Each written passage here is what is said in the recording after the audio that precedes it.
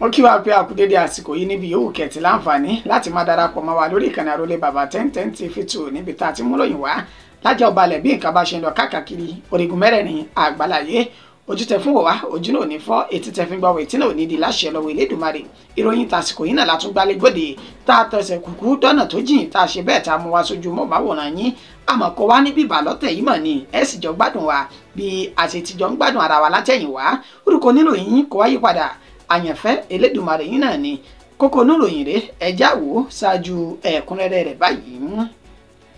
Tinubu ṣọ́ra ṣe o 2027 ti ń súnmọ́ wá ojútùú sí ìpànìyàn gbogbo nílẹ̀ yìí kó o sì jáwọ́ nínú àbádòfin àtúnṣe owó orí tuntun yìí àgbáríjọ àwọn ẹgbẹ́ àríwá orílẹ̀-èdè Nàìjíríà ò ní wọ́n ṣe ìkìlọ̀ fún ààrẹ Bọ́lá Ahmed Tinubu. Ọ̀rọ̀ dariwo nílé ìgbìmọ̀ asòfin láàrin àwọn sẹ́nítọ́ọ̀sì àti àwọn ọmọlé ìgbìmọ̀ aṣojúṣòfin lásìkò tí ọ̀gá àgbà ọlọ́pàá nílẹ̀ yìí ti ń ṣe ègbè fún àbá ètò ìṣúná ọdún 2025 níwájú àwọn ìgbìmọ̀ ọ̀hún. Bí a bá fẹ́ kí ìpínlẹ̀ Kano kó ní lọ síwájú a gbọ́dọ̀ wá ojútùú sí wàhálà tó ń bẹ láàrin Rabiu Kwankwaso àti Ganduje asòfin kan ní ìpínlẹ̀ Kano òun ló fi ìròyìn náà tó fi léde. Jẹ́ kí n kúrò lágbọn òṣèlú báyìí arábìnrin kan rèé tó ń béèrè fún ìdájọ́ òdodo lórí ikú tó ṣe bẹ́ẹ̀ tó pa ọmọ rẹ̀ èyí tó kú sínú swimming pool ní iléèwé kan ní ìpínlẹ̀ Èkó. Rògbòdìyàn tó ṣẹlẹ̀ láàrin ìlú Ifọ̀n àti ìlú Ògbólọ́sùn ti rán akẹ́kọ̀ọ́ ilé ẹ̀kọ́ gbogbo nìṣe kan lọ sọ́run àrèmábọ̀ látàrí bí wọ́n ṣe bẹ́ẹ̀ yìnbọn lu akẹ́kọ̀ọ́ ọ̀hún. Ọwọ́ àwọn agbófinró ìpínlẹ̀ Anambra ti tẹ àwọn ògbólógbòó ọ̀daràn mẹ́ta kan ní ìpínlẹ̀ náà èyí tí wọ́n jí ọkọ̀ ọlọ́kọ̀ gbé. Àwọn ajínigbé ti jí gbajúgbajà oníṣòwò kan gbé ní ìpínlẹ̀ Zamfara pẹ̀lú àwọn mọ̀lẹ́bí rẹ̀ tí wọ́n sì ti gbé wọn wọ inú igbó lọ báyìí. Ẹgbẹ̀rin ọ̀tẹ̀mọ̀lélẹ́ yìí o bí a ṣe ń pa kan lọ̀kan tún rúgbó sí ikọ̀ agbésùmọ̀mí Lakurawa làwọn náà ti ṣekú pa ọmọ ogun ilẹ̀ yìí 5 lẹ́yìn ìkọlù tó wáyé ní ìpínlẹ̀ Sokoto. Ǹjẹ́ bí a bá fẹ́ kí àwọn agbésùmọ̀mí máa gbénu ìgbẹ́wò wá bí ìran kí àlàáfíà sì jọba ní orílẹ̀-èdè Nàìjíríà a nílò ohun èlò ogun tó tún ju tàtẹ̀yìnwá lọ mínísítà fétò ààbò nílẹ̀ yìí ló sọ èyí di mímọ̀. Ìròyìn náà rèé lẹ́kùnrẹ́rẹ́ báyìí kẹjẹ ká máa ṣíṣọ lójú rẹ̀.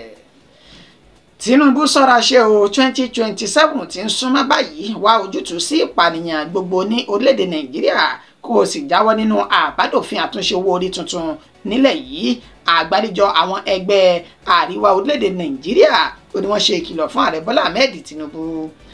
Àgbáríjọ ìgbìmọ̀ ilẹ̀ Haúsá tí wọ́n pè ní Coalition of Northern Groups CNG àwọn nọ́mbà ti fún un léde báyìí o láti ẹni tó jẹ́ alákòóso gbogbogbò fún ẹgbẹ́ ọ̀hún Jamilu Aliyu Charanci ó ní ó fi ìròyìn náà léde nígbàtí àwọn ẹgbẹ́ náà tí wọ́n fi ọ̀rọ̀ ìbánikẹ́dùn ránṣẹ́ sí àwọn olùgbé ìpínlẹ̀ Borno àti ìjọba ìpínlẹ̀ náà tó fi mọ́ ti Zamfara lẹ́yìn ìkọlù táwọn agbésùmọ̀mí tí wọ́n ṣe sí àwọn àgbẹ̀ tí kò dín ní 40 èyí tí wọ́n fi gba ẹ̀mí lẹ́nu àwọn àgbẹ̀ ọ̀hún èyí tó ṣẹlẹ̀ ní agbègbè Kukawa ìjọba ìbílẹ̀ Kukawa ní ìpínlẹ̀ Borno gẹ́gẹ́ bí àlàyé tí àwọn àgbáríjọ ẹgbẹ́ náà tí wọ́n ṣe wọ́n sọ dímọ̀ wípé ètò ààbò orílẹ̀-èdè Nàìjíríà ó ní ó mà ti mẹ́ẹ̀ gidi gan báyìí o pẹ̀lú bí ìjọba àpapọ̀ bí wọ́n ti ṣe sùn lé tí wọ́n sì wá ojútùú sí ìṣòro tí ń ṣẹlẹ̀ ní gbogbo ilẹ̀ àríwá orílẹ̀-èdè Nàìjíríà yìí nígbà tí wọ́n tó tẹ̀síwájú wọ́n sọ dímọ̀ wípé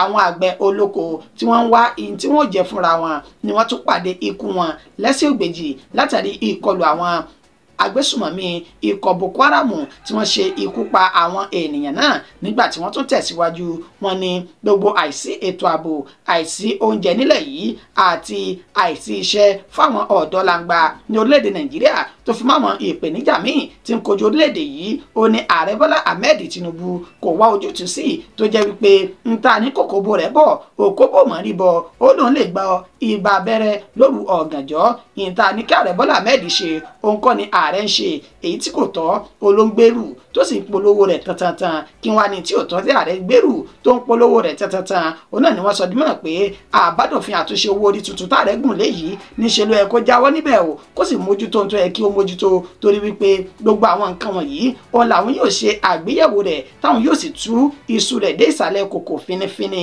tó bá di wípé ètò ìdìbò tọdún 2027 ó ń bọ̀ báyìí ó ní bí ìṣèjọba rẹ̀ tá a bá ti rí dáadáa kankan nínú ètò ìṣèjọba rẹ̀ tọdún tí ń lò lọ́wọ́ yìí bó bá ìdọ̀dún 2027 a yóò fọwọ́ sí júwèlé fún ààrẹ Bọ́lá Ahmed Tinubu ni o torí wípé ó yẹ kó tún èrò rẹ̀ pa lórí àbádòfin tó ń gbèrú yìí kó sì ṣe bẹ́ẹ̀ wá ojútùú sí gbogbo ètò àìṣètò ààbò tí bẹ ní orílẹ̀-èdè Nàìjíríà nígbà tí àgbáríjọ ẹgbẹ́ ọ̀hún tí wọ́n ránṣẹ́ ìbánikẹ́dùn sáwọn mọ̀lẹ́bí àwọn ènìyàn tí wọ́n papòdà ní ìpínlẹ̀ Borno àti Zamfara náà wọ́n gbàládùra wípé Elédùmarè ọba Allah yóò fi orí jì àwọn tí wọ́n ti kú ètò ààbò tó sì péye yóò máa wà lórí àwọn mọ̀lẹ́bí àti dúkìá èyí tí wọ́n fi kalẹ̀ àti gbogbo olùgbé ìpínlẹ̀ Borno tó fi mọ́ ìpínlẹ̀ Zamfara náà.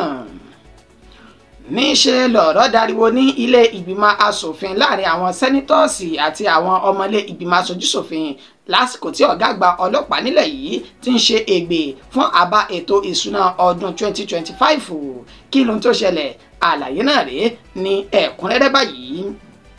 Lásìkò tẹ́ni tó jẹ́ ọ̀gá àgbà fún ikọ̀ àwọn agbófinró ilẹ̀ yìí Káyọ̀dé Ẹgbẹ́tókun èyí tí ó ń ṣe ègbè fún àbá ètò ìṣúná ọdún 2025 lórí bí wọn yóò ṣe bu owó tabuajo wọn bí wọ́n sì ṣe àlàyé bí wọ́n ṣe fẹ́ ná owó ọ̀hún níbẹ̀ ni ẹni tó jẹ́ Káyọ̀dé Ẹgbẹ́tókun náà lásìkò tó ń ṣe àlàyé ọ̀rọ̀ náà lọ́wọ́ fún àwọn ìgbìmọ̀ tán rí sí àbá ètò ìṣúná ọdún 2025 ọ̀hún ní ilé ìgbìmọ̀ aṣojúṣòfin àpapọ̀ tí ń bẹ ní Àbújá ọ̀kan lára àwọn aṣojúṣòfin Mark Esate tó jẹ́ ti ìpínlẹ̀ Akwa Ibom òun ló máa náwó ọ̀rọ̀ sókè tó sì pa inú Káyọ̀dé Ẹgbẹ́tókun mọ́ lásìkò tó ń ṣe àlàyé ọ̀rọ̀ lọ́wọ́ ó ní ẹ dákun ẹ dábọ̀ gbogbo ilé mo mà béèrè mọ́ ni ǹjẹ́ ó yẹ kí Káyọ̀dé Ẹgbẹ́tókun kó máa ka irú ìwé tí ń bẹ lọ́wọ́ rẹ̀ yìí kó a mọ̀ sí àǹfààní fún àwa náà láti lè rí irú ìwé ọ̀hún nítorí pé ohun tí ọ̀gá àgbà ọlọ́pàá ọ̀hún Káyọ̀dé Ẹgbẹ́tókun èyí tí ń kà sí etí ìgbọ́ wa ó yàtọ̀ gédéǹgbé sí ìwé tẹ́ fi lé wa lọ́wọ́ o kí ni tó ṣẹlẹ̀ kí ni tó fà á bó ṣe ti ń sọ̀rọ̀ lọ́wọ́ bẹ́ẹ̀ náà ni sẹ́nitọ̀ Onyekachi Nwenboyin èyí tó wá láti àríwá ìpínlẹ̀ Ebonyi láti inú ẹgbẹ́ òṣèlú APC lòun náà bá náwó sókè ó sì ṣe ní àlàyé wípé ẹ dákun ẹ dábọ̀ o ó tàbùkù mi kí n jókòó sáàrin yìí kí wọ́n á mọ̀ lè ní ẹ̀dá ètò ìṣúná náà èyí tí Káyọ̀dé Ẹgbẹ́tókun tó ń kà lọ́wọ́ gẹ́gẹ́ bí mo ṣe jẹ́ sẹ́nitọ̀ kò bójúmu tó ẹja sọ òdodo ọ̀rọ̀ fúnra wa ó ní aṣojú ni ajẹ́ fún àwọn ọmọ orílẹ̀-èdè Nàìjíríà a sì wà nínú ilé ìgbìmọ̀ yìí láti lè sojú àwọn ọmọ orílẹ̀-èdè Nàìjíríà bó ṣe tó àti bó ṣe yẹ ni ó ní bí wọ́n bá wá ń ṣerú ètò yìí tá a bá lè sọ̀rọ̀ àjẹpàǹṣe àbòsí ẹ̀mí ara wa ni bó ṣe ti ń sọ̀rọ̀ yìí ó ní òun kò tako àbá ètò ìṣúná Káyọ̀dé Ẹgbẹ́tókun ó ní ṣùgbọ́n nítorí ẹ̀ka mójútó ẹja mójútó kí ló dé tèmi náà ní irú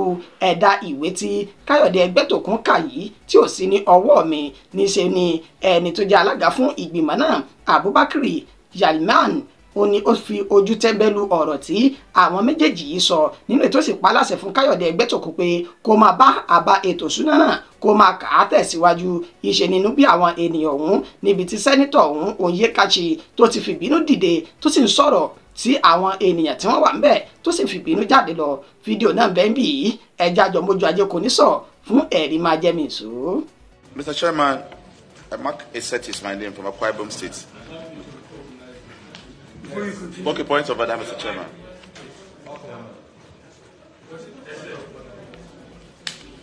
Am I recognized, Mr. Chairman? Thank you very much. From Akwa Ibom State. Mr. Chairman, I don't know if I'm the only person, but I doubt. What the IGP is reading is quite different from the document we have here. No, sir, we are all here for budget. It's very, very important that whatever they are presenting, all members will be acquainted with it. You can't give me a copy after this.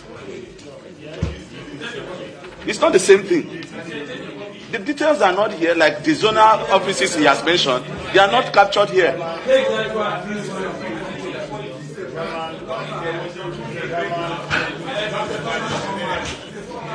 Point of order, Mr. Chairman. Point of order, Mr. Chairman. Please, Senator, please.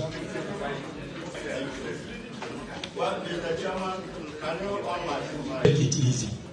It is our decision within the leadership of this committee to allow IG to summarize his presentation. No, Chairman, we're not in a hurry. We are not in a hurry. We must do the right thing. We are not in the chamber. You are there to wait for the collective.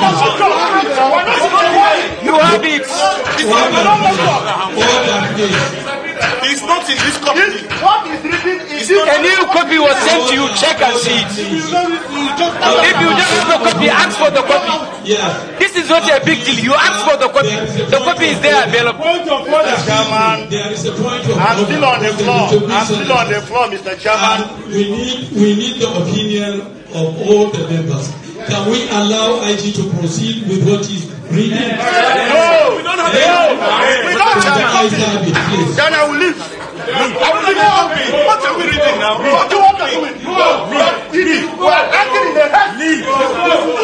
Mr. Chairman. Mr. Chairman. Point of order, Mr. Chairman. Mr. Chairman. Mr. Chairman. Mr. Chairman. Mr. Chairman. Mr. Chairman. Thank you. Deputy Chief Whip. Deputy Chief Whip. Deputy Chief Whip. Deputy Chief Whip. Mr. Chairman. Point of order, please. Mr. Chairman, distinguished colleagues. We are here to serve Nigerians. And Nigerians should see us as a very serious institution.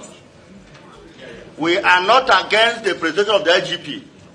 But I, as a senator of the Federal Republic of Nigeria, should have what the IGP is reading.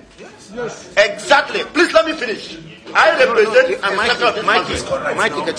What the IGP is reading is different from what I have. And I'm going to ask questions. Let me finish. Before you finish, I'm the chair, please.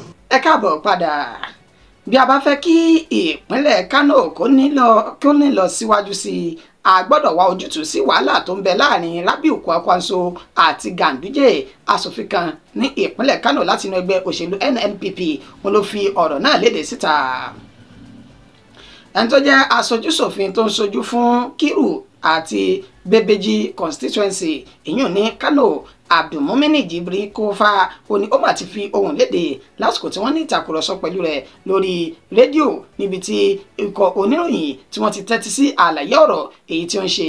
Ó ní ìpínlẹ̀ Kano yìí èèkàn méjì tí ń bẹ níbẹ̀ níbi tá a ti rí ẹni tó jẹ́ gómìnà tẹ́lẹ̀ ní ìpínlẹ̀ Kano ọ̀hún èyí Rabiu Kwankwaso tó sì tún jẹ́ olùdíje sí ipò ààrẹ nínú ẹgbẹ́ òṣèlú NNPP tọdún 2023 pẹ̀lú ẹni tó jẹ́ alága gbogbogbò fún ẹgbẹ́ òṣèlú APC Umaru Abdullahi Ganduje, níbi táwọn méjèèjì tí wọ́n ti jọ ní èdè àìyedè láàrin ara wọn báyìí. Níṣe ni Abdulmumini ló sọ di mọ̀ wípé tá a bá wá ojútùú sí ọ̀rọ̀ àwọn méjèèjì lásìkò, níṣe ni ẹni méjì ni wọ́n fi ìjà pẹ́ta koríko abẹ́rẹ́ sí rèé, òní yóò jìyà rẹ̀. Ó sọ di mọ̀ wípé bó ṣe wà yìí àwọn méjèèjì yìí ó ní wọ́n ti làmìlaka nínú òṣèlú ṣíṣe. Ó ní kí ni wọ́n tún fẹ́ tí Elédùmarè ọba Allah kò tí ì ṣe fún àwọn méjèèjì.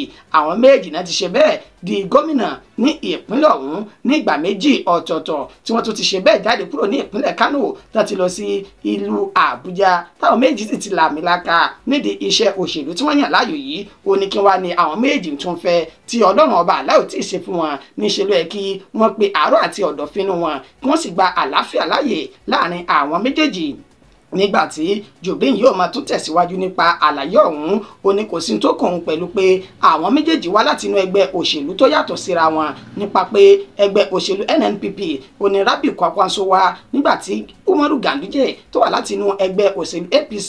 Ó ní gbogbo eléyìí kò sí ní tá a fẹ́ fi ṣe, ṣùgbọ́n tó yẹ ká mójútó jù ní wípé mùsùlùmí ni àwọn méjèèjì, Ọlọ́run ọba Allah ò sì fẹ́ ní tí ń ṣẹlẹ̀ láàrin wọn, ló ṣe yẹ ká pẹ̀tù sí àárín àwọn méjèèjì. Ó ní bí ìrẹ́pọ̀ tó bá wà láàrin wọn, ìtẹ̀síwájú tó péye yóò tún wà ní ìpínlẹ̀ Kano látàrí wípé wọ́n jọ fọwọ́sowọ́pọ̀ láti ṣe ìgbélárugẹ fún ìpínlẹ̀ ọ̀hún. Ó ní ìtànfẹ́ ni wípé kí Rabiu Kwankwaso kó lọ síbi ìgbéyàwó ọmọ Ganduje kí Ganduje náà sì lọ síbi ìgbéyàwó ọmọ Rabiu Kwankwaso ọjọ́ kọ́mọ lùbọ́ papọ̀ kí àwọn méjèèjì kí wọ́n sì jọ ní ìfọwọ́sowọ́pọ̀ lórí bí ìtẹ̀síwájú yóò ṣe bá ìpínlẹ̀ Kánò.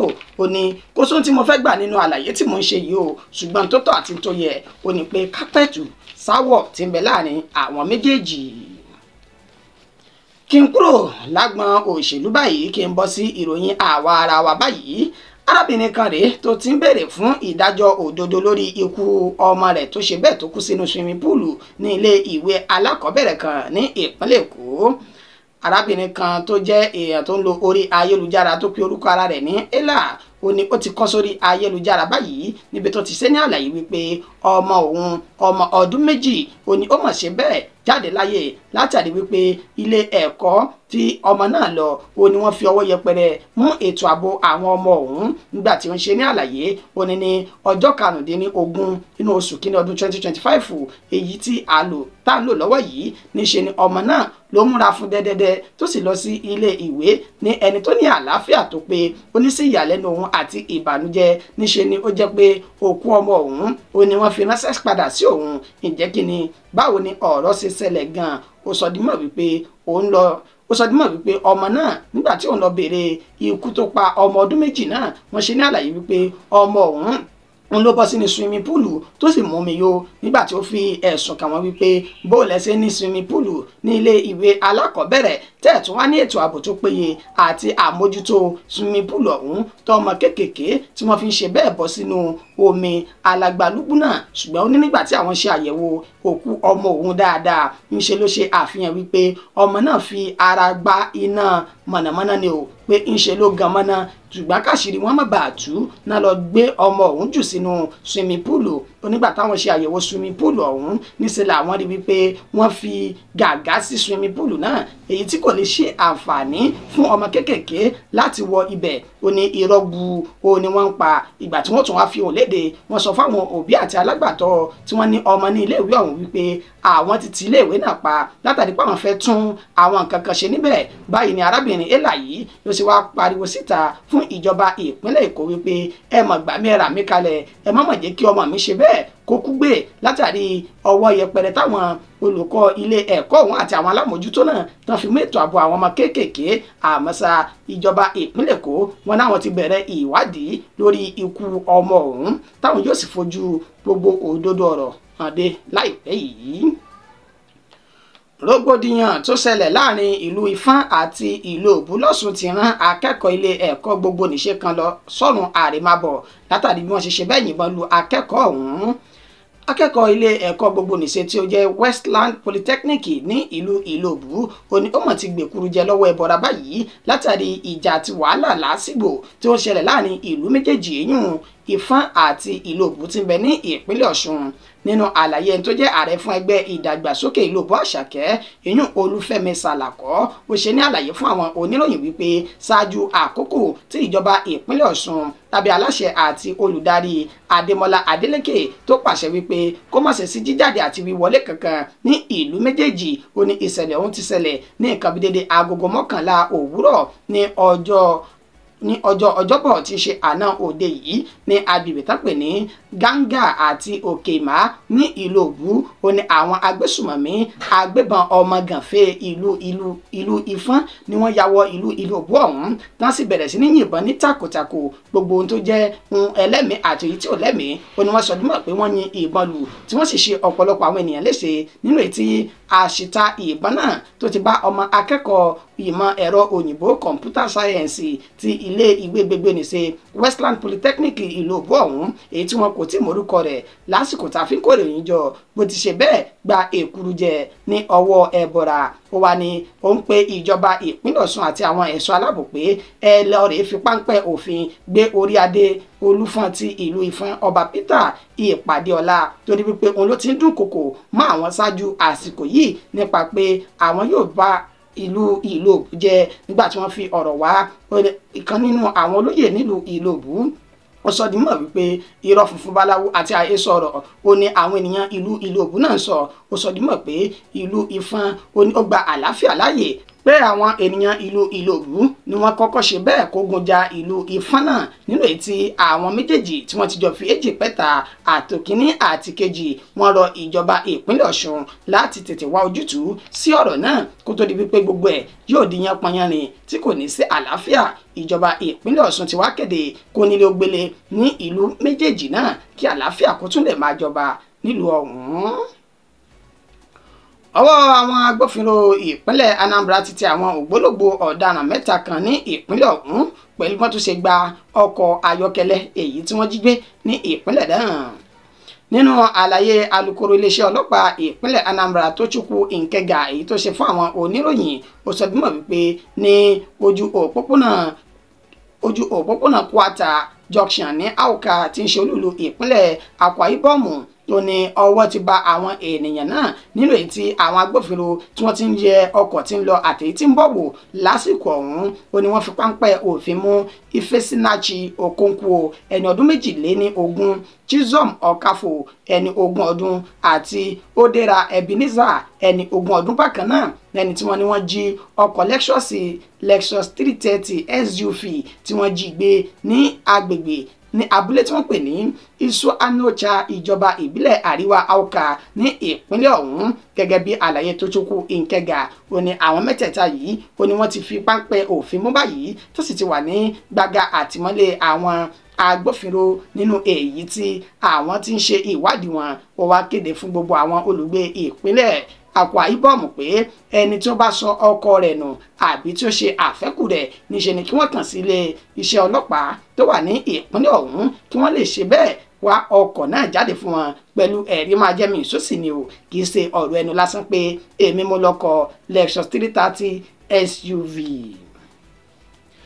Àwọn ajínigbé ti jí gbajúgbajà oníṣòwò kan gbé ní ìpínlẹ̀ Zamfara pẹ̀lú àwọn mọ̀lẹ́bí rẹ̀ gẹ́gẹ́ bí ìròyìn náà bí ó ṣe ti ń tẹ̀ wá lọ́wọ́ Alhaji Adam Barau Elduniya ó ní wọ́n ti ṣe bẹ́ẹ̀ jígbé wọ̀ gbó báyìí ẹni tó jẹ́ gbajúgbajà oníṣòwò ní ìpínlẹ̀ Zamfara ní agbègbè tó pè ní Shinkafi gẹ́gẹ́ bí àlàyé tí wọ́n ṣe ohun nìkan kọ́ ni wọ́n jígbé wọnú igbó ọ̀hún àti ìyàwó rẹ̀ tó fi mọ́ àwọn ọmọ rẹ̀ ó ní wọ́n ṣe bẹ́ẹ̀ tí wọ́n gbé ìròyìn ṣe ní àlàyé wípé wọ́n wá sí agbègbè rẹ̀ ní Shinkafi ọ̀hún tó sì bẹ̀rẹ̀ sí ní yìnbọn sókè ní lemọ́lemọ́ kó tó di wípé wọ́n fi tagídí tagbára wọ inú ilé ìgbé gbajúgbajà oníṣòwò náà nínú ìtàn ti gbé òun ìyàwó rẹ̀ àti àwọn ọmọ tí wọn kò mọ òǹkà rẹ̀ tí wọ́n ti jí wọn gbé wọnú gbé lọ. Ìṣẹ̀lẹ̀ náà ló ṣẹlẹ̀ láàrin ọjọ́ kan sí ara wọn èyí tí ó ṣẹlẹ̀ ní ọjọ́ 14 ní agbègbè tó pè ní Gidangara Shinkafi nínú ìtàn tó ti sọ di mímọ̀ pé ọ̀gọ̀rọ̀ àwọn ènìyàn ni wọ́n kó wọnú gbó ní àárín ọjọ́ méjì síra wọn lásìkò tá a fi ń kó ìròyìn jọ wọn kò tí ì gbọ́ nǹkan kan láti ọ̀dọ̀ àwọn ajínigbé náà nípa ohun tí wọ́n fẹ́ ní pàtó fún ìtúsílẹ̀ àwọn ènìyàn náà àmọ́ ṣá níṣe ni ìbẹ̀rù bojo ló ti gbọ́ kan gbogbo àwọn olùgbé ìpínlẹ̀ Zamfara ní pàtàkì jùlọ agbègbè tó pè ní Shinkafi yìí torí wípé àlàáfíà kò sí ní ìlú ọ̀hún mọ́ látàrí wípé àwọn agbésùmọ̀mí náà ti jẹ gàba ní gbogbo agbègbè náà tí àwọn olùgbé àdúgbò ọ̀hún tí wọ́n sì ti ń pa kìtìmọ́lẹ̀ láti fòókè rajà tí wọ́n fi ilé ìgbé wọn sílẹ̀ lọ sí ibòmíì kí ètò ààbò kó lè wà ní orí wọn àti dúkìá wọn. Ègbìn ni ọ̀tẹ̀ mọ́ lélẹ́yìí o bí a ṣe ń ṣe bẹ́ẹ̀ pàkan lọ̀kan tún rúgbó sí ikọ̀ agbésùmọ̀mí Lakurawa ni wọ́n ti ṣekú pa àwọn ọmọ ogun ilẹ̀ yìí 5 lẹ́yìn ìkọlù tó wáyé ní ìpínlẹ̀ Sokoto. Nínú àlàyé alukoro fún ikọ̀ ọmọ ogun ilẹ̀ yìí ti Operation Fasanyama ìyún Lieutenant Colonel Abubakar Abdullahi èyí tó ṣe fáwọn oníròyìn ó sọ dímọ̀ pé ní ìjọba ìbílẹ̀ Gudu ní ìpínlẹ̀ Sokoto ní ìkọlù náà ni ó ti wáyé pẹ̀lú akitiyan àwọn ọmọ ogun lẹ̀ yìí láti fi ẹ̀yìn àwọn ikọ̀ agbésùmọ̀mí Lakurawa tì sí ibì kan ó ní àwọn méjèèjì ó ní wọ́n jọ dojú ìjà kọ ara wọn nínú ètí ọwọ́ tàwọn náà dùn ikọ̀ Lakurawa ó ní àwọn ṣekú pa ikọ̀ Lakurawa èyí tí wọ́n òǹkà wọn jẹ́ 6 nígbà tí àwọn ikọ̀ Lakurawa náà tán ṣe ikú pa àwọn ọmọ ogun lẹ̀ yìí 5 ọ̀tọ̀ọ̀tọ̀ látàrí ìkọlù náà tẹ́ ẹ̀ bá sì gbàgbé àmúròyìn kan wá fún wa ní àná òde yìí nínú ètí àti sọdúnmọ̀ pé ikọ̀ ọmọ ogun ilẹ̀ yìí náà ṣe ìkọlù sí ibùba àwọn Lakurawa nínú èyí tí wọ́n ti pa àwọn tí wọ́n lé ní 20 nínú àwọn agbésùmọ̀mí náà ṣùgbọ́n sí ìyàlẹ́nu ní ìpínlẹ̀ Sokoto ó ní ìyí ti ṣẹlẹ̀ lánàá òde yìí nínú èyí tí wọ́n ti sọ dímọ̀ wípé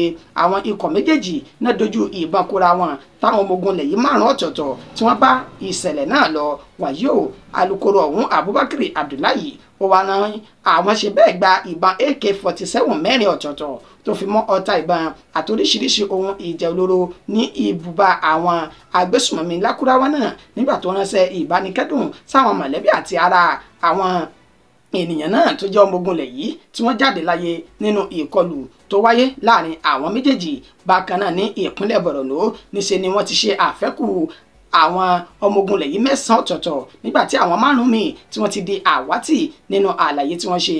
Wọ́n sọ di mímọ̀ wípé ní àsìkò tí àwọn ọmọ ogun ilẹ̀ yìí ọ̀hún tí wọ́n ń bọ̀ láti abúlé Dumba ní ìlà oòrùn Lake Chad láti lọ rèé sìnkú àwọn àgbẹ̀ 40 tí wọ́n ṣe bẹ́ẹ̀ tí wọ́n jáde láyé ó ní àwọn agbésùmọ̀mí ikọ̀ Boko Haram náà ṣe bẹ́ẹ̀ dojú ìbọn kọ wọn tí wọ́n sì bẹ̀rẹ̀ sí ní yin ìbọn lura wọn ní takòtakò nínú èyí tí wọ́n ti sọ di mímọ̀ wípé ọmọ ogun ilẹ̀ yìí 9 ó ṣe bẹ́ẹ̀ jáde láyé nígbà tí àwọn 5 míì tí wọ́n ti di àwátì báyìí gbogbo ẹ̀ ní ṣe ni ẹni tó jẹ́ mínísítà fétò ààbò ilẹ̀ yìí ló náà ti fi ohùn léde ní àsìkò tó ń ṣe ègbè fún àbá ètò ìṣúná ọdún 2025 fún ikọ̀ àwọn ọmọ ogun ilẹ̀ yìí níbi tó ti ṣe ní àlàyé wípé bàbá fẹ́ ṣe bẹ́ẹ̀ ká jẹ́rí àwọn agbésùmọ̀mí kán sì máa gbénu ìgbẹ́wò wá kàlàáfíà lè jọba ní orílẹ̀-èdè Nàìjíríà a mọ̀ nílò ohun èlò ogun gidigidi gan ni ju ti àtẹ̀yìnwá lọ kí ìgbáyégbádùn sì tún wà fáwọn ọmọ ogun ilẹ̀ yìí.